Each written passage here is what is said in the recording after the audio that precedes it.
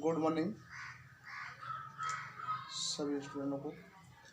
आज हमारा lecture 11th है और कोर्स हमारा क्या है AGEST 311, जिसमें हम पढ़ेंगे इंटरप्राइज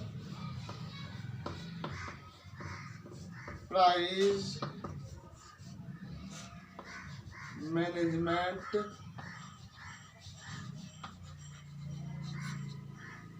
ठीक है, कहते हैं उद्यम प्रबंधन।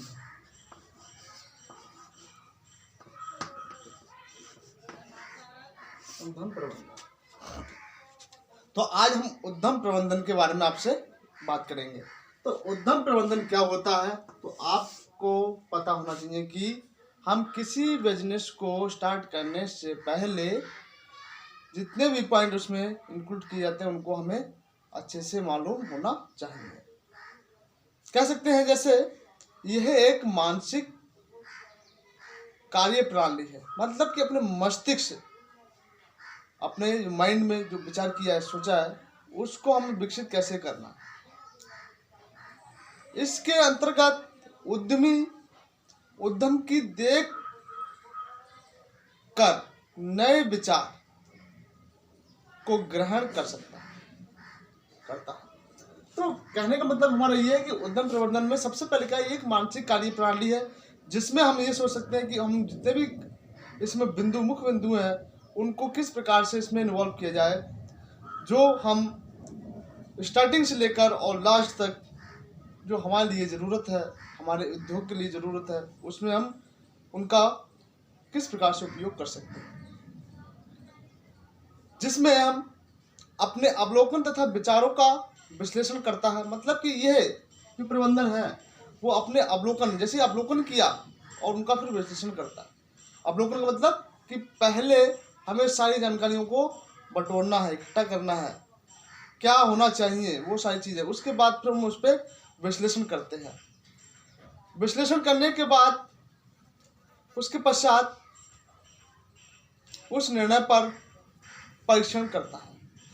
मतलब कि उस जो हम निर्णय लेना चाहते हैं उस पर हम परीक्षण करते हैं तथा निर्णय लेने की प्रक्रिया, इसलिए इसे हम निर्णय लेने की प्रक्रिया कहते हैं, जितना योग्य एवं अनुभव। मतलब कि कोई भी उद्यम या उद्यमी योग्य हो और अनुभवी हो, वो अच्छे से अपने कार्य को संचालन कर सकता है, अपने बिजनेस को आगे बढ़ा सकता है। तो अब हम इसमें ये तो इसके बारे में हमने बता दिया उद्यम प्रबंधन क्या होता है कि अवलोकन और विश्लेषण, मतलब कि पहले अवलोकन करते हैं उसके बाद विश्लेषण करते हैं उसके, ठीक है, जिसमें हम योग्य होता है और अनुभवी। अगर योग्य और अनुभवी दोनों जो पर्सन होंगे वो अपने प्रबंधन को अच्छे से कर सकते हैं, ठीक। तो इस प्रकार से अब इसमें प्रबंधन के 6 पॉइंट्स हैं। पहला पॉइंट है आपका, कितने चरण है इसके, 6 चरण है। तो पहला पॉइंट है प्लानिंग,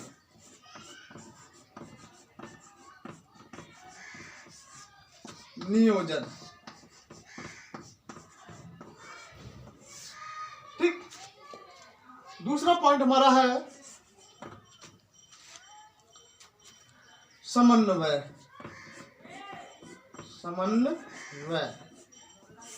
जिसे इंग्लिश में कहते हैं कोऑर्डिनेशन,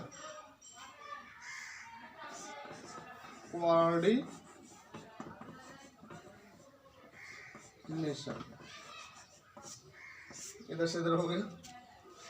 उसके बाद थर्ड पॉइंट हमारा है ऑब्जर्वेशन, जिसे बोलते हैं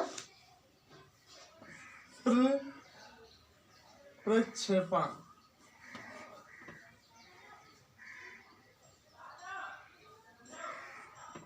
और कह सकते हैं प्रक्षेपण या पर्यवेक्षण,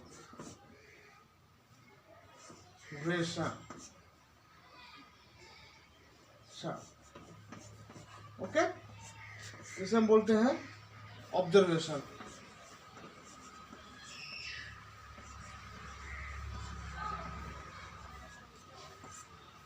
थर्ड पॉइंट हमारा है, फोर्थ पॉइंट हमारा है, एक मिनट रुक जाइए, इसकी जगह तीसरा पॉइंट हमारा रहेगा नियंत्रण। थर्ड पॉइंट नियंत्रण, कंट्रोलिंग।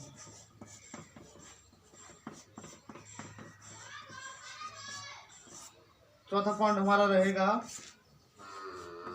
पर्यवेक्षण, इसको बोलते हैं ऑब्जर्वेशन।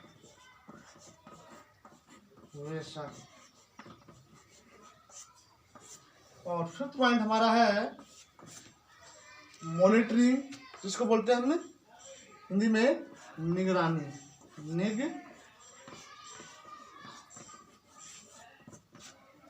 मॉनिटरिंग।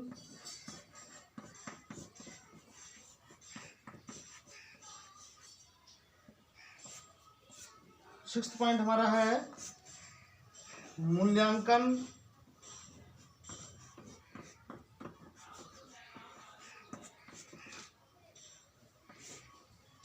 इवैल्यूएशन।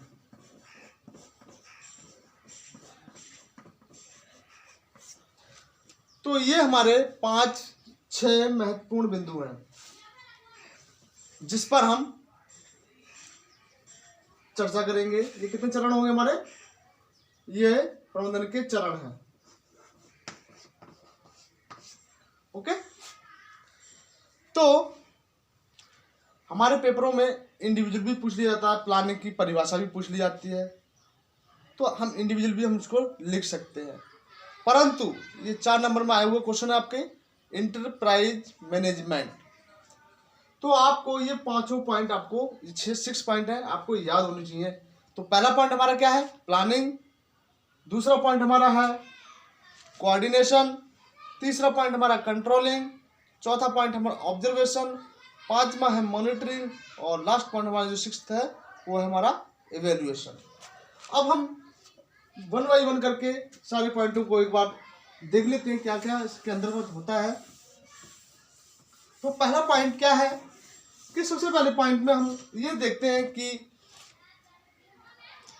नियोजन की परिस्थिति क्या होनी चाहिए, उद्देश्य क्या होने चाहिए, समस्या क्या है, तथा एक विस्तृत व्याख्या। तो ये एकेडमिक कैल्सन ने एक परिभाषा दी थी प्लानिंग की, जिसमें उसने कहा था planning is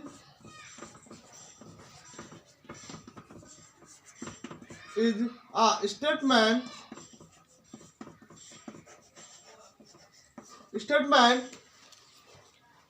of situation,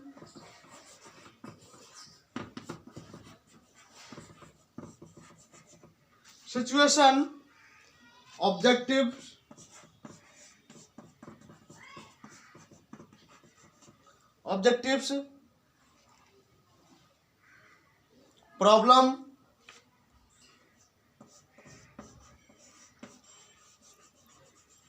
problems and suggestion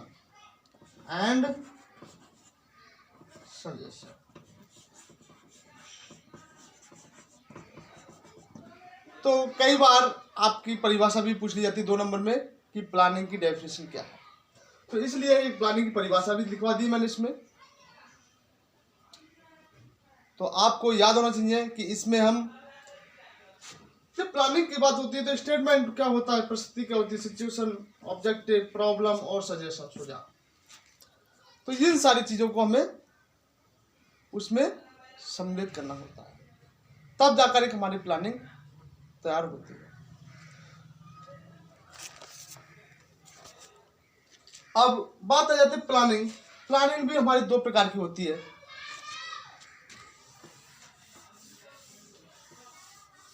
कभी कभी पेपर में पूछ लिया जाता है स्ट्रेटेजिक प्लानिंग। तो प्लानिंग इज 2 टाइप।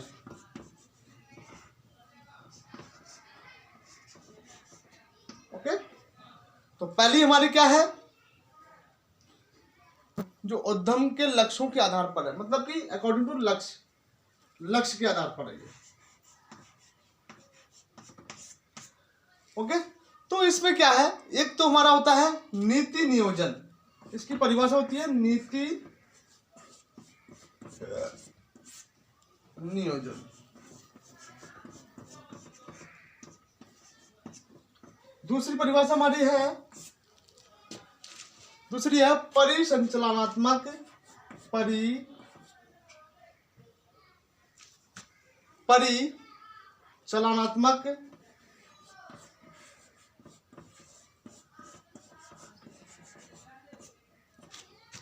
नियोजन।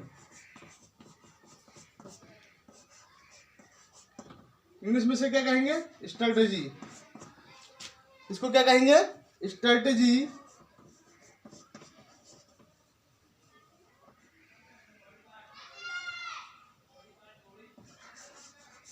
प्लानिंग, और इसको क्या कहेंगे, ऑपरेशनल प्लानिंग। ऑपरेशनल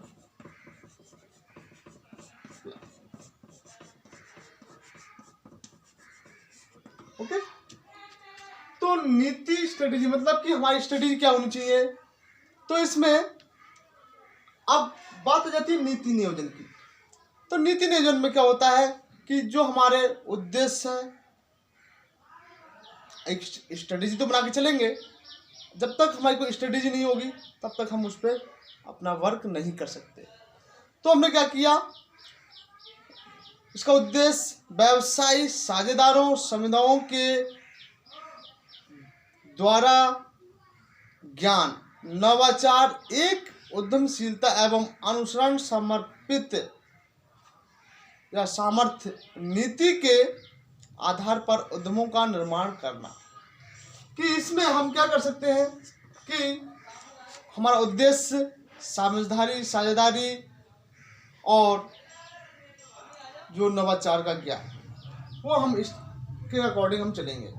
मतलब एक तैयारी बना के चलेंगे, स्ट्रेटेजी बना के चलेंगे कि हमें ये कार्य करना है, ये हमारे लिए इतने बेनिफिट हो सकता है और इसमें हम कितने लोगों को इन्वॉल्व कर सकते हैं जिससे हमको कोई समस्या ना आए। तो इस प्रकार से ये तो हमारा नीति नियोजन हो गया। दूसरा पॉइंट हमारा है परिचालनात्मक नियोजन, ऑपरेशनल। अब ये भी एक ऑपरेशनल है कि हम दीर्घकालीन, अल्पकालीन या दीर्घकालीन तक, उद्यमी जब दीर्घकालीन तक लक्ष्यों को पूरा करने के लिए उद्यम से समन्वित कार्यकलापों को व्यवहार लाने का प्रयास करते हैं, मतलब व्यवहार में लाने का प्रयास करते हैं। ऑपरेशनल मतलब कि उसे ऑपरेट करना, कि अपने व्यवसाय में हम इसको किस प्रकार से ला सकते हैं। जो अल्पकालीन और दीर्घकालीन लक्ष्यों की प्राप्ति हेतु सफल या असफल उद्यमी के व्यवहारों से अंतर स्पष्ट प्रदर्शित होता है, जिनका समन्वय परिचालनात्मक नियोजन से है। मतलब कि अब हम उसमें देखते हैं कि हमारा जो ऑपरेशन जब चलता रहेगा तब उसमें देख देंगे कि सफल हो रहा है या असफल हो रहा है, इसमें क्या कारण हो सकता है क्या नहीं, तो वो सारी चीज़ें हम इसके अंतर्गत इन्वॉल्व करते हैं। तो इस प्रकार से प्लानिंग के 2 टाइप्स भी हो गए, क्योंकि ये भी आपके 2 नंबर में पूछी जाती हैं। 2 नंबर में परिभाषा मैंने आपको लिख दी है इसमें, तो इसलिए ये आपके प्लानिंग की बात यहाँ। अब सेकंड पॉइंट हमारा आता है समन्वय।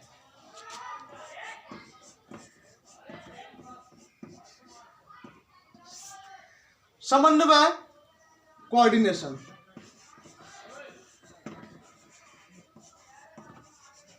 कोऑर्डिनेशन का मतलब तो आप समझते हैं। कोऑर्डिनेशन का मतलब है कि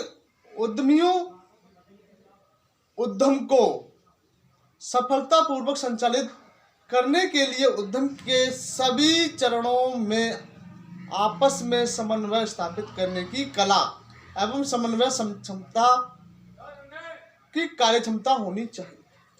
कि इसमें कोऑर्डिनेशन होना चाहिए कि हम किस प्रकार से एक दूसरे से जोड़ के, लिंक जोड़कर अपने कार्य को आगे बढ़ा सके। हमारा हर बिंदु, हर पॉइंट से हमारा एक लिंक, एक कोऑर्डिनेट होता है जो उद्यमी को आगे बढ़ाने की काम करता है। जब अगर हम कोई व्यवसाय करते हैं जब तक हमारा कोऑर्डिनेशन नहीं होगा एक दूसरे से, तब तक अपने व्यवसाय को आगे हम नहीं अच्छे से कर पाएंगे। जैसे कि मान लीजिए एक मित्र दूसरे मित्र से सहायता लेता है, तो ऐसा ही उसमें कोऑर्डिनेशन होता है कि भाई आज आपने हमारा काम निकाला और कल का भी हम निकाल सकते हैं। तो कोऑर्डिनेशन होना चाहिए किसी भी कार्य को करने के लिए। तो ये एक कला भी है। ओके, तीसरा पॉइंट अब हमारा आ जाता है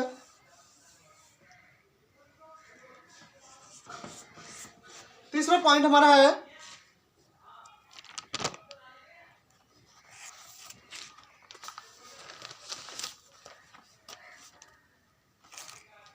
नियंत्रण।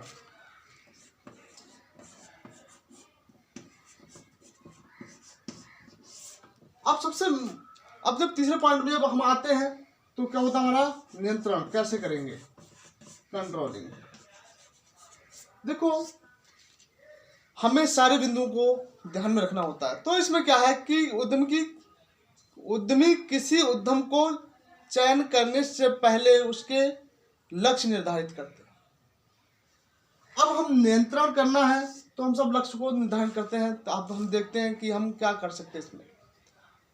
तो कंट्रोलिंग करने के लिए हमें उन सारे पहलुओं को ध्यान में रखना होता है कि हमें इन बिंदुओं को किस प्रकार से इसको मैनेज करना है,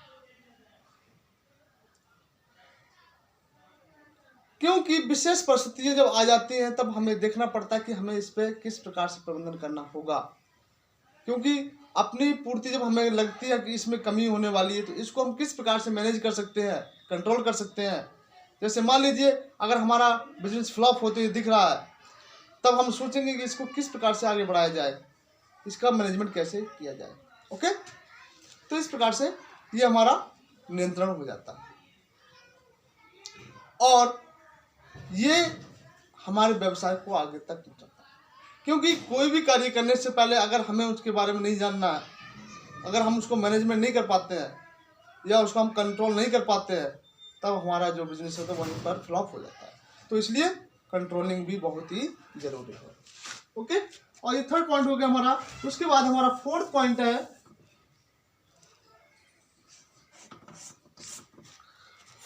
हमारा पर्यवेक्षण।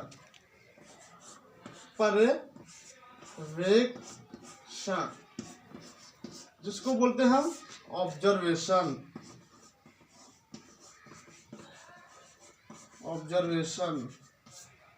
अब सभी जानते हैं ऑब्जर्वेशन।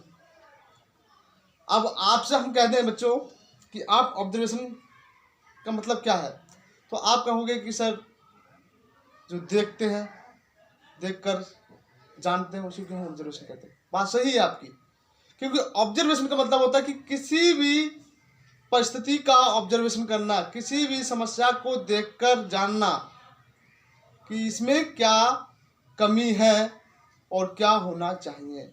जब तक हम किसी चीज़ को देखेंगे नहीं, तब तक हमें पता भी नहीं चलेगा कि ये क्या कार्य चल रहा है। तो ऑब्जर्वेशन भी हमारे लिए बहुत ही जरूरी है। मतलब कि क्योंकि अगर हम चाहते हैं कि ऑब्जर्वेशन अच्छे प्रकार से हो, तो हमें पर्टिकुलर बिंदुओं को ध्यान में रखना होगा कि हमने क्या कार्य किया, क्या करना है, कैसे हो पाएगा। ओके, तो इस प्रकार से हम इसमें कह सकते हैं कि ऑब्जर्वेशन क्या है, एक जो मानव के संसाधनों में जो भी जितने भी हमारे संसाधन है उनको देखकर, कार्य ऊर्जा जो भी है उनको सबको सम्मिलित करके, और उसमें कितना सक्सेसफुल हुआ है, कितना नहीं हुआ है, और उसके बारे में जानना। फिर उसके बाद हम उसको देखकर जायजा लेते हैं कि ये हमारे लिए सही हुआ है या नहीं। तो यहाँ पे हम ऑब्जर्वेशन हमारा हो जाता है कि हम क्या देखकर सीखते हैं, देखकर जायजा लेते हैं, किसी चीज का ऑब्जर्वेशन करते हैं। अब उसके बाद इसके भी वर्गीकरण है। तो इसका वर्गीकरण, अब इसका वर्गीकरण कितने भागों में बांटा गया, इसको वर्गीकरण तो ज्यादा इंपॉर्टेंट नहीं है, परंतु आपको याद होना चाहिए। तो पहला वर्गीकरण इसमें है नियंत्रित,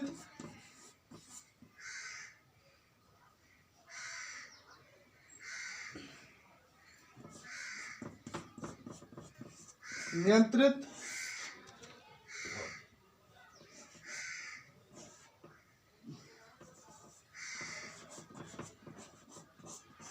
परीक्षण। दूसरा हमारा है अनियंत्रित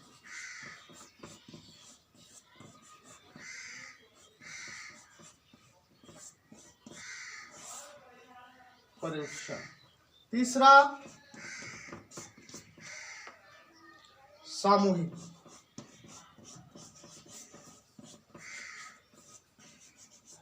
परीक्षण। फोर्थ पॉइंट हमारा इसमें है साइंटिफिक, मतलब कि वैज्ञानिक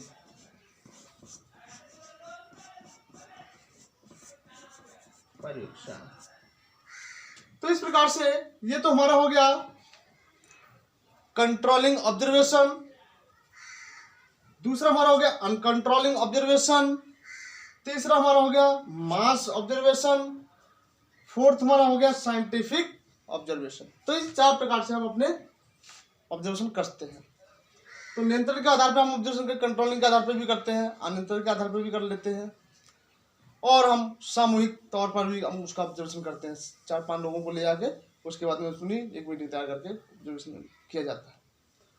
वैज्ञानिक पद्धति को जोड़ा जाता है, उसमें देखा जाता है क्या क्रिटिकल पॉइंट इसमें, क्या इसमें महत्वपूर्ण पॉइंट उसको इन्वॉल्व किया जाए जिससे कि ये सही हो सके। ओके, तो इस प्रकार से ये हमारे वर्गीकरण है, तो आपको याद रखना है इन पॉइंटों के बारे में। अब उसके बाद हम नेक्स्ट पॉइंट पे चलते हैं। नेक्स्ट पॉइंट हमारा है मॉनिटरिंग। फिफ्थ पॉइंट हमारा है निगरानी।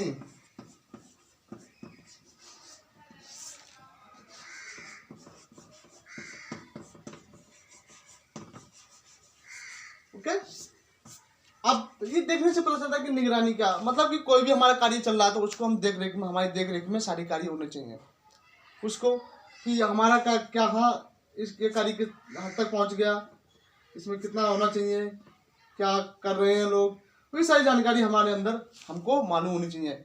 और उस जो भी हमारा व्यवसाय चल रहा है उसकी जानकारी हमको होनी चाहिए। तो हमें उस पर एक निगरानी रखनी होती है, उस पर हमें समय समय पर उस पर अमल करते हैं, देखते हैं, जानते हैं।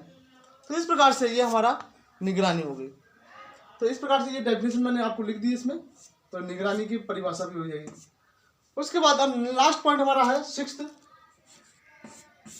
मूल्यांकन। इसको हम बोलते हैं इंग्लिश में इवैल्यूएशन।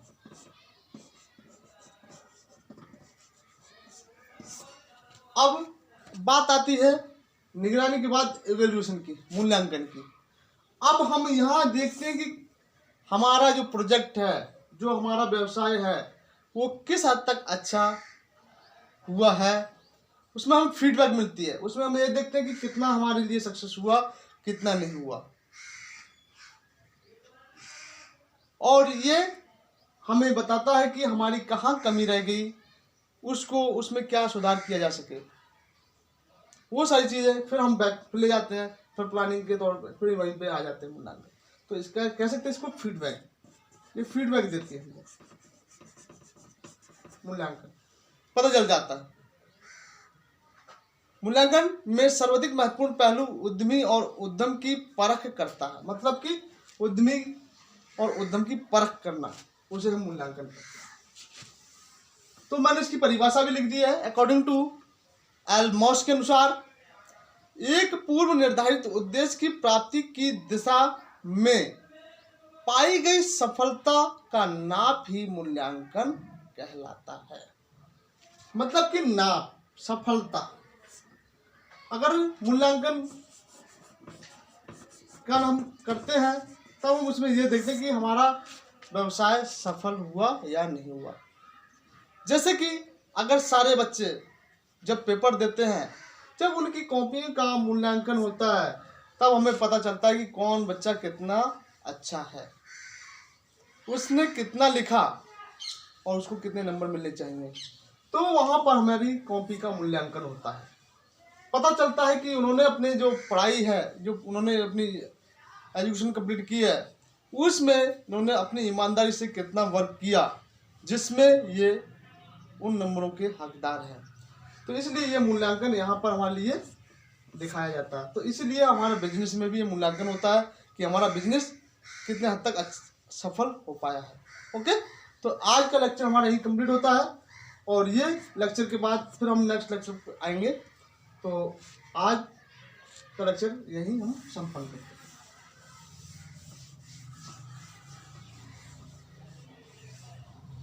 Thank you class.